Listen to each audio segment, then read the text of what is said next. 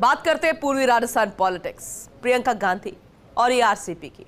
और आज दौसा के सिकराई में प्रियंका गांधी चुनावी हुंकार भरने जा रही हैं।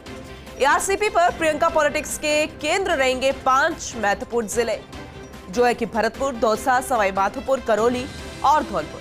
कांग्रेस की एआरसीपी को लेकर केंद्र सरकार को घेरने की रणनीति, सचिन पायलट, मुरारी लाल मीणा, ममता भूपेश, अमृता धवन, विधायक जीआर खटाना सहित प्रमुख नेता तैयारियों का जायजा लेने के लिए पहुंचे। इन्होंने जायजा लिया कि कहीं कोई कमी तो नहीं है, क्योंकि प्रियंका गांधी आ रही हैं। वहीं कांग्रेस नेता सचिन पायलट का भी बयान आया, कहा कि ऐतिहासिक होगी प्रियंका गांधी की सभा। एआरसीपी पर केंद्र सरकार पर वादा खिलाफी का आरोप भी सचिन पायलट ने लगाया है। तो प्रियंका गांधी की सभा के क्या मायने हैं, वो आपको जानकारी दे रहे हैं। पहले टोंक के निवाई में भी सभा की गई और ये महत्वपूर्ण इसलिए भी है क्योंकि अभी तक लिस्ट आई नहीं है। और आज दौसा के सिकराई में रैली है। अब एक साथ 5 जिलों को कवर किया जाएगा। वैसे तो 13 जिले हैं जिन पर फोकस है, और लेकिन सेंटर पॉइंट की बात करें तो 5 जिले। और एआरसीपी पर अब घेरने की कोशिश केंद्र सरकार को, वो भी दौसा के सिकराई से। प्रियंका गांधी हुंकार भरती नजर आएगी। कोई कोर कसर नहीं छोड़ना चाहते, क्योंकि जिस तरीके से यात्रा का आगाज हुआ था, आज समापन है। और इंतजार इस बात को लेकर भी कि लिस्ट आखिर कांग्रेस की अभी तक आई नहीं है। इस सभा के बाद वो कभी भी जारी की जा सकती है। कांग्रेस की दौसा के सिकराई में आज बड़ी जनसभा है। कांग्रेस महासचिव प्रियंका गांधी जो कि सभा को संबोधित करने के लिए पहुंचेगी। थोड़ा वक्त रह गया है जब वो राजस्थान पधारने वाली है।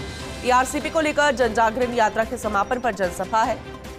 सुबह 11:30 बजे विशेष विमान से जयपुर के लिए रवाना होंगी प्रियंका गांधी। दोपहर 12:15 बजे मुख्यमंत्री अशोक गहलोत भी जयपुर साथ पहुंच जाएंगे और जयपुर से उनका जाने का कार्यक्रम है। लगभग हेलीकॉप्टर द्वारा 1 बजे दोनों ही कांदोली पहुंचेंगे। और एआरसीपी के जरिए कांग्रेस 25 सीटों को साधने की जुगत में है।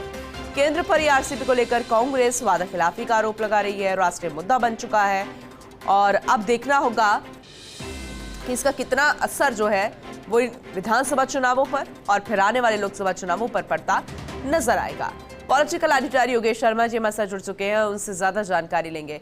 योगेश जी, आपसे विस्तार से समझना चाहेंगे, क्योंकि एक साथ कई जिलों को टारगेट किया गया है, क्योंकि जो आगाज किया गया था समापन भी कुछ ऐसा। कांग्रेस की तरफ से इसे शानदार, ऐतिहासिक बताया जा रहा है, लेकिन ये ठीक चुनावों से पहले बड़ी चुनावी जनसभा है। हमें क्या कुछ सुनने को मिल सकता है जब प्रियंका गांधी हुंकार भरेंगे? पूनम, पूरी जो ये सभा है ना, पूरा जो कहा जा सकता है कि अपने आप में लबोलुआब है इस पूरे कार्यक्रम का, वो यही है कि एआरसीपी जिस तरह से चुनावी मुद्दा बनाया गया था, वो चुनावी मुद्दा अब कांग्रेस के पक्ष में उसका माहौल बने। कांग्रेस के पक्ष के अंदर ही वो तमाम बातें नजर आनी चाहिए क्षेत्र के अंदर। और पूरी बेल्ट, चाहे वो दौसा की हो, करौली की हो, माधोपुर हो, भरतपुर हो, धौलपुर हो, ये वो जिले सकता है कि जयपुर से सटा हुआ दौसा अपने आप में पिछले चुनाव में भारी मैंडेट कांग्रेस पार्टी को इन तमाम जिलों में मिला। तो इंडिपेंडेंट भी जीते, घटक दल के नेता भी जीते, वो भी कांग्रेस को सपोर्ट करते हुए नजर आए या कांग्रेस के साथ खड़े हुए नजर आए। कहा जा सकता है पूरी जो ये बिरादरी है कि ये अपने आप में अलग तरह का मामला यहाँ पर नजर आता है। कहा जा सकता है कि पूरा जो घटनाक्रम था तो यहाँ पे हमें दिखाई दिया कि किस तरह से यहाँ पर राजनीतिक तौर पर कांग्रेस की जड़ें गहरी है। समय पर पूनम यहाँ पर भारतीय जनता पार्टी ने सेंध लगाने का काम किया है। समय समय पर यहाँ पर भारतीय जनता पार्टी ने कांग्रेस की नुकसान पहुंचाने का काम किया है। तो कहा जा सकता है कि प्रियंका गांधी उन जड़ों को मजबूत करने के लिए यहाँ पर आई है। कितनी सफलता मिलेगी ये अब कहना अभी मुश्किल है कि तो चुनाव में सफलता कांग्रेस पार्टी को मिली थी, दौसा, करौली, मधुपुर, धौलपुर, कमोबेश उतनी सफलता जहाँ मिले ये आसान नहीं होगा, क्योंकि जनता पार्टी ने भी पूरी ताकत लगाई है। अपने सांसदों को वो चुनाव लड़ा रहे हैं। कोशिश यहाँ पर रहेगी कि एआरसीपी 13 जिलों के लिए जीवनदायिनी संजीवनी योजना जो सिंचाई पानी की मूलभूत आवश्यकता इलाके की उसको पूरा करेगी, तभी समृद्ध हो जाएगा। कॉरिडोर यहाँ बन चुका है, कॉरिडोर का आगाज कर दिया था। कॉरिडोर बड़े बड़े हिस्से से मुंबई की तरफ निकल रहा है, दिल्ली से मुंबई, उसके आसपास का इलाका आता है, चमचमाता है। हो सकता है सपना साकार यहाँ के लोगों का, आरसीपी को दर्जा मिले, केंद्र सरकार की मदद मिले। सरकार की मदद के संभव नहीं है यहाँ पर पूरी यार के बगैर इस इलाके की बहबूदी नहीं हो सकती, इस इलाके की उन्नति नहीं हो सकती। और एक कांग्रेस पार्टी लगातार कह रही है कि बीते लोकसभा चुनाव के दौरान वादा प्रधानमंत्री नरेंद्र मोदी ने किया था कि आरसीपी को घोषित करेंगे। आरोप भी कांग्रेस लगाती कि वादा खिलाफी राजस्थान में आरसीपी को लेकर केंद्र की सरकार ने की है। केंद्र सरकार जो यहाँ के राजस्थान कोटे से मंत्री है गजेंद्र सिंह शेखावत, वो अपने आप में गजेंद्र सिंह शेखावत खुद केंद्रीय जल शक्ति मंत्री है। उनके भी आरोप लगते हैं उन्होंने राजस्थान के साथ वादा खिलाफी की। हालांकि गजेंद्र सिंह कहते हैं कि राजस्थान जिस तरह से तकनीकी तौर पर प्रेजेंटेशन जो देना चाहिए था, अब वो राजस्थान की अशोक गहलोत सरकार ने नहीं दिया। तो आरोप प्रत्यारोप के बीच कांग्रेस पार्टी ने 12 से आरसीपी की यात्रा का आगाज कर दिया था। जन जागरण यात्रा का आगाज मल्लिकार्जुन खड़गे ने किया और अब प्रियंका गांधी दौसा के सिकराय में इस यात्रा के दरमियान ही वो सभा करने आ रही हैं। और कहा जा सकता है कि मुख्यमंत्री गहलोत, सीपी जोशी, प्रदेश कांग्रेस के अध्यक्ष गोविंद सिंह डोटासरा, सचिन पायलट, तमाम बड़े नेता, बड़े चेहरे, प्रभारी सुजिंदर रंधावा भी की मौजूदगी यहाँ पर रहने वाली है। तमाम वो जिले, 5 जिले तो केंद्र बिंदु है पूरे इलाके के, उन सभी जिलों के प्रतिनिधि यहाँ मौजूद रहेंगे। ये अपने आप में बहुत ही महत्वपूर्ण राजनीतिक क्षेत्र भी है। अच्छे तक के दौसा लोकसभा के सांसद रहे राजेश नेता तौर पर उनको पूरे गया और तकरीबन ये कहा जा सकता है कि दौसा में ही उन्होंने अपनी अंतिम सांस ली जी। दौसा जिले में ही, दौसा लोकसभा क्षेत्र में ही उन्होंने अपनी अंतिम सांस ली। दौसा में जन्मे नहीं लेकिन अंतिम सांस उनकी दौसा में ली और दौसा ने उनको राजनीतिक तौर पर बुलंदियों तक पहुंचाया। उनके बाद समा पायलट दौसा से सांसद रही। सचिन पायलट ने अपना पहला चुनाव दौसा से लड़ा, बड़े भारी मतों से वो जीते। तो का ये राजनीतिक क्षेत्र है। और उससे पहले अगर हम इतिहास की बात करें, दौसा जोशी जैसे कद्दावर नेता, फ्रीडम फाइटर इस धरा पर पैदा हुए। पंडित नवल किशोर शर्मा इस धरा पर पैदा हुए जिन्होंने महाराजा को चुनाव हराया था। और एक तरह से कहा जाए तो राजनीतिक तौर पर बेहद पार्टी के लिए समृद्धशाली रहा। भारत पार्टी में बात करें तो बंसीवाल परिवार का दबदबा रहा और इसके साथ ही नाथू सिंह गुर्जर यहाँ पर एक जमाने में पंडित नवल किशोर शर्मा को चुनाव हराकर सनसनी पैदा कर दी थी। कहा जा सकता है कि समीप होने के, जयपुर के समीप होने के कारण दौसा का अपना राजनीतिक उदय भी हुआ।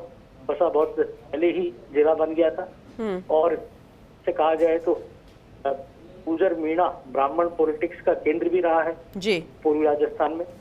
ये कहा जा सकता है कि आज प्रियंका गांधी की सभा हो रही, उनके पिता राजीव गांधी भी कई दफा दौसा में अपने, जब वो जीवित थे, जब प्रधानमंत्री थे उस जमाने में भी उन्होंने चुनावी सभाएं दौसा की धरा पर की थी। इंदिरा गांधी दौसा सभाएं करने दौसा में आ चुकी, सोनिया गांधी भी दौसा आ चुकी, राहुल गांधी भी हाल ही में भारत जोड़ो यात्रा जब निकली थी बेल्ट से, जब प्रवेश हुआ था साया माधोपुर से दौसा जिले में, लालसोट दौसा बांदीकुई होते हुए यात्रा अलवर जिले में पहुंची थी। तो दरमियान भी राहुल गांधी को बड़ा भारी जन समर्थन यहाँ पर मिला था। लेकिन मैंने कहा आपको समय समय पर कांग्रेस की जड़ें हिल जाती है, समय समय पर यहाँ पर एकदम से कांग्रेस का ग्राफ डाउन आ जाता है। पिछले विधानसभा चुनाव में भी हमने देखा था कि यहाँ पर कई कद्दावर नेता चुनाव हार गए थे।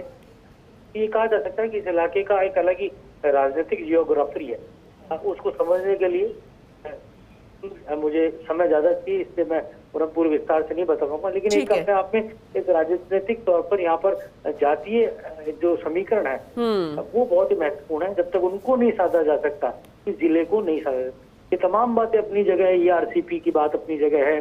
सरकार, अशोक गहलोत सरकार की बड़ी बड़ी योजनाएं, महत्वाकांक्षी जो उनके 10 गारंटी है, वो सब अपनी जगह। ये राजनीतिक समृद्धशाली बेल्ट है। यहाँ पर आपको कहा जा सकता है कि जातियों का एक जो सोशल इंजीनियरिंग है, उसको जब तक साधोगे नहीं, तब तक आप दौसा को, डोली को, सवाई माधोपुर को नहीं जीत सकते। ये पूरी बेल्ट अपने आप में जातीय राजनीति की सिरमौर कही जाती है। मैं कह सकता हूं कि अपने आप में ये जरूर है कि कांग्रेस की ग्राउंड पर यहाँ पर पकड़ है, कांग्रेस के नेताओं की पकड़ है।